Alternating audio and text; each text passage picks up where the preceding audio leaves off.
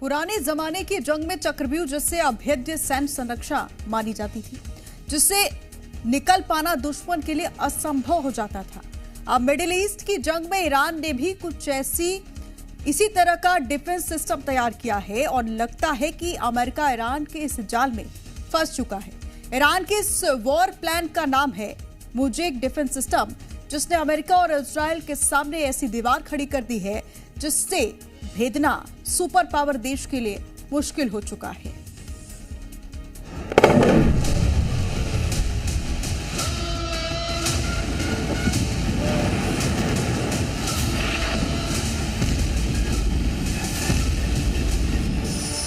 Iran पर Israel और America का टारगेट फिक्स था, तैयारी पूरी थी। ईरान को बदलने के नाम पर ट्रंप ने ईरान को बर्बाद करने में कोई कसर नहीं छोड़ी।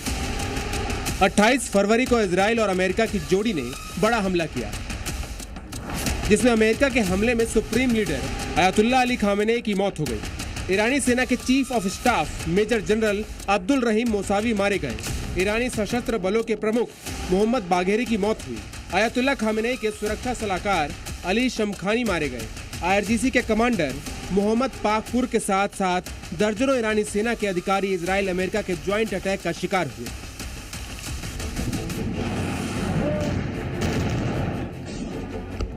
यानी कुल मिलाकर ईरान की सेना और पूरी सत्ता की कमान संभालने वाला शायद ही कोई बचा हो, लेकिन बावजूद इसके ईरान आज 2 हफ्ते बाद भी डटकर जंग के मैदान में डटा है और अपने दुश्मनों के साथ साथ पूरी दुनिया को इस जंग का बखूबी एहसास करवा रहा है। ईरान की टॉप लीडरशिप को खत्म करने के बाद ट्रंप लगातार दुनिया को बता रहे हैं कि उन्होंने ईरान की नेवी को खत्म कर दिया, ड्रोन हमले की ताकत को बर्बाद कर दिया, मिसाइल स्टोरेज को बर्बाद कर दिया।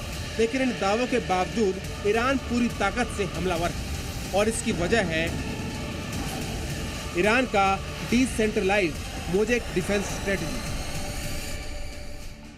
दरअसल अमेरिका और इजराइल को जवाब देने के लिए ईरान की सेना किसी एक कमांड पर काम ही नहीं कर रही है, बल्कि इसे 7 टुकड़ों में बांटकर पूरी तरह डिसेंट्रलाइज कर दिया गया है और इसी फॉर्मेशन को डिसेंट्रलाइज मोजेक डिफेंस का नाम दिया गया है।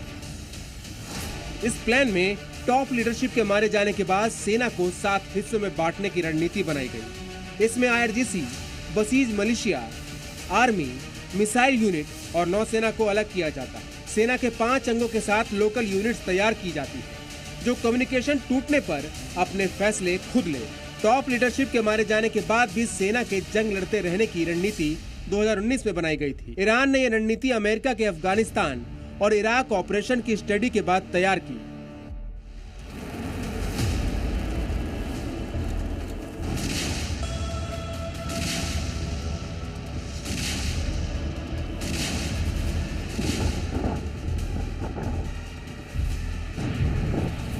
यानी अमेरिकी हमले में जो गलती सद्दाम हुसैन ने की, जिससे उनकी पूरी सेंट्रलाइज रिजीम बिखर गई, वो गलती ईरान नहीं कर रहा है।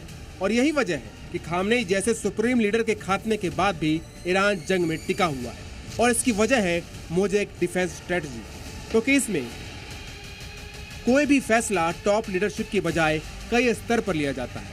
हर प्रांत में लोकल यूनिट है जिसमें फैसले का अधिकार स्थानीय कमांडर को है। लोकल यूनिट के अंडर हिजबुल्ला, हुती और बासीज के आर्म्ड लड़ाके आते हैं। रेगुलर आर्मी, एयरफोर्स और नेवी में फैसला लेने वाला 4 स्तरीय कमांड होता है। मिसाइल और ड्रोन यूनिट का कमांड पूरी तरह अलग होता है, जो अपनी रणनीति से फैसले लेता है।